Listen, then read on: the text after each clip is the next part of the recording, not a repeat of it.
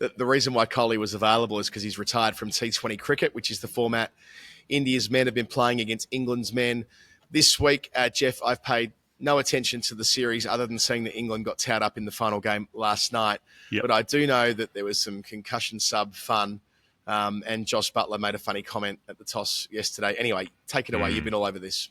Okay. Fourth T20, Shivam Dubey, who, smoked the Dubey, who played for about 5 minutes in Australia and then got left out. Didn't he? Did he play? Oh, I've completely forgotten now. My mind's just gone completely blank. He was in the squad. He was in the squad, yeah. Yeah. Yeah, I was like, hang on, he didn't play. Patakal played, and Dhruv Jurel played. That's anyway, right. Sometimes it takes a while to sort through the filing cabinet in the back of the brain. So he gets hit in the head by Jamie Overton's second last ball of the innings, right? And he decides he doesn't come off at that point. He bats on, he faces the last delivery, whacks it, tries to come back for a second, gets run out, makes 50 in quick time, out from the last ball. And then at the break, they go, oh, he's concussed. He can't play. He's been hit in the head, so he has to be subbed out of the game. And Dubey's a batter who can bowl a little bit, bowls a couple of overs here and there of dodgy mediums, and he gets replaced by Harshit Rana, who, as you know, can bowl quite a bit, and who's okay with the bat, but he's a bowler who bats a bit, not a batter who bowls a bit. They did have other more appropriate like-for-like replacements in the squad who weren't used. So somehow, the match referee has to sign off on the like-for-like replacement, which clearly wasn't a like-for-like replacement. Harshit Rana then goes on to bowl the 12th, the 14th, the 16th and the 19th overs, which I'm pretty sure Shivam Dubey is not going to be doing, bowling the second last over, trying to defend about 20 off the last two, whatever it was. And he takes 3 for 33, decisive impact, gets Livingston and Bethel, two of the most dangerous strikers, in that sort of 12th, 14th over, sort of in the middle there where England are about to kick on. And then he bowls that second last over and he gets Jamie Overton out, who can whack sixes. So the last ball of the second last over. So at that point, they need 15 off 7 balls with Overton on strike. And Overton's the kind of player who's capable of belting one into the stands. So, England, a reasonable chance of winning that game at that point, but that's the last wicket to fall. And so gets him out, wins the game, Harshit Rana. And then they play the 5th game 2 days later, and guess who's past fit to play? Shivam Dubey, recovered from that concussion in 2 days. Remarkable. Just bounced right back. So, yeah, Josh Butler not best pleased about it. Did mention it on the night of the 4th game, and then the 5th match at the toss, he gave the 11 and then said our impact subs are the other 4 players who were on the bench. Good from Josh. And Ravichandran Ashwin got stuck into them too on his YouTube. He gave it to India, saying this is nonsense. You can't be pretending it's an IPL game. You're not allowed to just sub out whoever you feel like it and put whoever else in. So yeah, there's a bit of stink to it. It's not the way that the rule was envisioned to be used. Because isn't the concussion sub?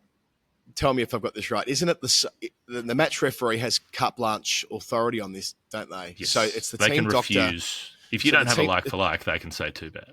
Yeah, so the team doctor signs the medical slip, as it were. Yes. It gets sent to the office where where it gets handed to the match referee, and the match referee says, yes or no. And I've never heard an instance of the match referee saying no, but I suppose it does mean that they can also apply conditions. They can also say that, for instance, that a player can't bowl. So the match referee could have said here that Dubey was clearly playing as a batter. We're limiting Harshit Rana can field but can't bowl, or could. Right. I don't know if they could get as granular as to say can't bowl more than 2 overs or something like that. But then, Dubey, of course, if the match referee does bowl that and could bowl. Yeah, but then there's the zoom out bit, right? The match referee does that, and they're not they're not on the ICC panel for much law, right? But we know how these things are. The best kind of empower is implied power, and once that request is put in, there's simply no way it's being knocked on the head. That's how it feels at this from this vantage point. Anyway, England were getting they'd lost the first 2, they won the 3rd, and then this was the 4th where they were close to it. And had they won it, they might have, they'd have been 2-2 going into the 5th game, and things might have been different. As it was, they lost that 4th game narrowly, and then they got absolutely monstered in the 5th game. Lost it by 150 runs, got bowled out for 70 something. and haven't been too crash hot with the bat. So 132 all out in the first game, 165 for 9 in the second, 170 something I've forgotten for 9 in the third game. And Butler made runs in the first couple. No one else did out of the specialist bats. Duckett made a 51 off 28 in that third game, which is the one they were able to win. Yep. So Jofra Archer bowled okay there. Bryden Cass was good. Jamie Overton was good in that game that they won. But it's been interesting for India. It's mostly been about Varun Chakravarti, the spinner, who's been waiting a long time to get a decent run at it. Took 14 wickets in this series, was prominent in all of India's wins, took multiple wickets in all of those games, and a couple of that next gen, those talents with the bat coming through were Abhishek Sharma and Tilak Varma, who've had a couple of significant innings there and were among the highest run scorers for India. Well, that Abhishek Sharma, 135 from 54 overnight in the fifth game. I mean, that's statement stuff. It's not his first rodeo, is it? He made a big 100 against Sri Lanka, wasn't it? If I recall correctly. Yeah. So he's clearly the coming man in that Indian short form team, and they've had that chance to replenish because they've got no Rohit and no Kohli there, which is helpful at this time of the T20 cycle. It's only a 2-year cycle, right? So you got to kind of get in there and start doing your work early on when you get these opportunities. And then, they rolled England for, 97 in 10.3 overs. So have that. Mohammad Shami getting wickets early and late. So, and Abhishek picking up a couple of wickets as well. So I guess that's part of it too with Abhishek. It's like he will be trying to maintain his batting and his bowling side by side for as long as possible and then turning himself into a 3-format player. Wouldn't that be exciting? Someone who has the ability to hit like 40-ball international hundreds and bowl, playing maybe test cricket as well. So one to watch for the future. Yeah, we'll keep our fingers crossed that I suppose India will have plenty of opportunities to play Test cricket, even if it's only against two other teams. The Australia A game and the Lions at the Prison. Now, a couple of things happened here that are worth noting. It was a big win for Australia A. They won by an innings and a little bit, but the escape from Silverwater. We've been talking about it. We've been talking about getting him on the chopper him out of Silverwater on the way back to the Australian Test team when some retirements open up some gaps. Kurtis Patterson, 137, and Ryan, Josh, Cruel Intentions, Philippi, 120. Big result. Back. Big result for Kurt. Yeah, look, I haven't got the overall season numbers in front of me, or I'll try and cleverly pull them up while we're chatting. But, Kurtis Patterson is back big time. He is now rattled off 100 for Australia A, having had to wait so long to make a big impression again for New South Wales. As we talked about on the show during the Sheffield Shield recaps, he was not only demoted from the captaincy, but taken out of the team entirely, back to club cricket. Now 137 for Australia A. He will be, he's not next cab off the rank or anything. Let's not get ahead of ourselves. But if they needed 3 middle order players in a hurry, he'd be in the conversation, which is a terrific story. Given until very recently, we thought he was going to be a quiz question. Ryan Philippe having moved back to New South Wales and getting a runnable 120. So get them both in, I say. Get Kurtis Patterson and Josh, Ryan Philippe into the Test team in the Caribbean later this year. I want it. I'm here for it. Jaden Goodwin got 70. Everyone else got single digits out of 373 for 9 declared. So it was a lot of heavy lifting from 3 of them. Sam Cooke got 3 wickets leading the attack for the Lions. That's the main England news here, that a few times now on tour, Sam Cooke has been their best bowler off the top. He's, I think, bowling himself onto an Ashes tour at the same time that Shah Bashir might be bowling himself off one. The assumption being that this is the perfect place for Shah Bashir to fine-tune ahead of next Australian summer, but one for lots there in the first innings, which is unfortunate for him. Then England got smashed. They got rolled for 116. Matty Hurst, the keeper, a bit about him. Matty Hurst, he top scored with 33. Rocky Flintoff, his Lancs teammate, made 29. I'm not sure if you and Izzy had a chance to talk about the Rocky Flintoff 100 last week. You probably did. Yep. So Flintoff, second top scoring there in the unofficial Test match. 3 for Doggett, 2 for Xavier Bartlett off the top, 2 for Fergus O'Neill. So, Generation Next with those Australian quicks all bowling well together. At a moment's notice, they'll be ready for Test cricket.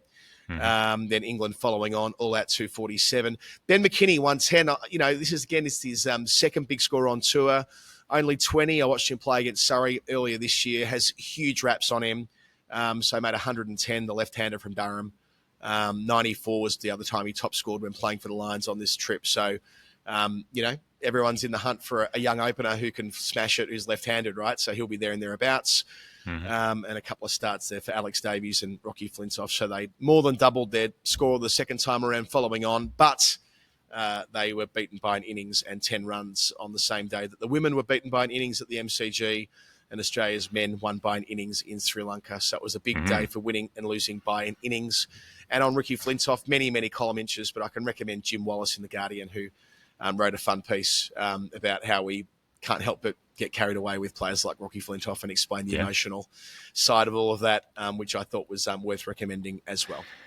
Well, I mean, robbed of a first-class ton by the status. Yes. Would have had a first-class 100 at 16, coming in at number 9 and plonking sixes. So that's the unfortunate reality of the way that statistics are treated. And the last bit on the show today, they have started flogging off the franchises for the 100. This is the 49% bit. So they're selling off a non-majority stake, as in you don't have control in theory. But I'm pretty sure that the people buying these stakes will have a fair bit of control in practice. It's been as expected to a point. So the Mumbai Indians outfit bought into the Oval team, 60 million quid there. Apparently, some of the American tech guys, the dudes involved at Google who are cricket fans, bought into the London Spirit bit for 144 mil.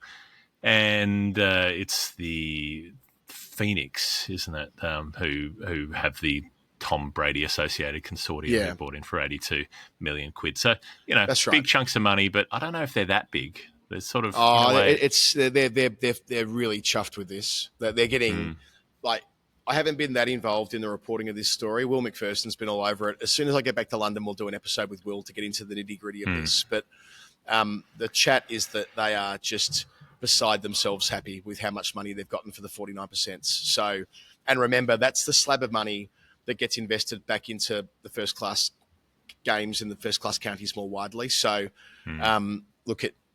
you only get it, as I said at the time, you only get a chance to sell an asset once. And if this is the pot of money they're getting from it, it's going to end up being a pretty bloody hefty one.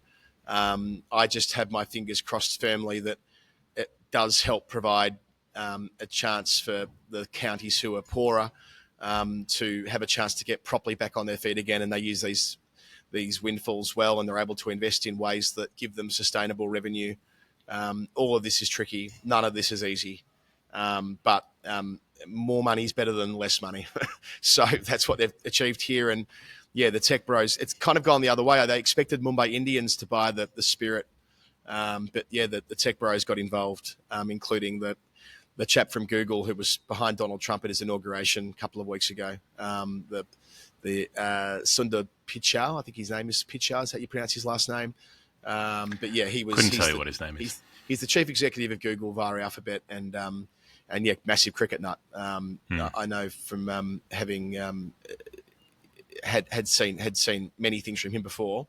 Mumbai Indians went across the river to the Oval Invincibles instead for quite a bit less money, it seems. The Tom Brady consortium, who again, they have a variety of interests around the world, the sporting world, and they've got Birmingham City in League One, but they'll have the Phoenix, which is the Birmingham team in the 100, and there'll be a bunch of other stuff going on right now, so there's no point going into great depth. But yes, we will do that justice, and we'll do that story in full when I'm back in the UK soon. It is happening. In the meantime, that's it. That's our show. That's the weekly roundup of what we found to talk about in the world of cricket this week. Thanks to Maurice Blackburn and CBUS Super, cbussuper.com.au for sponsoring the show. Get involved with the Murali campaign. Help us get to 800. Jump on patreon.com/thefinalword. Then you can get the feed without the automated ad breaks, and you can jump on the Discord to be part of our online community and a bunch of other things besides. Yeah, and without wanting to overstate our own involvement in the independent media, I mean, the story that we covered for 20 minutes off the top, we have the space to do these types of things and to endeavour to hold administration to account on our platform here and to try and help set some of the agenda. And the only reason we can do that is because we're independently funded. So if you want to see that type of coverage, the best way to do that is to support us, patreon.com/thefinalword, and help us catch Maruli. If you've been a long-term listener, no better time to back us in and what's going to be, without a doubt, our biggest year yet in 2025. Okay, thanks, Jeff. Nice to chat. We'll do it again soon. We'll try and slot in. We probably won't get a story time in because you've got to travel tomorrow, and then we're into the swing of things again, aren't we? So we probably won't quite get that story time out that we were hoping.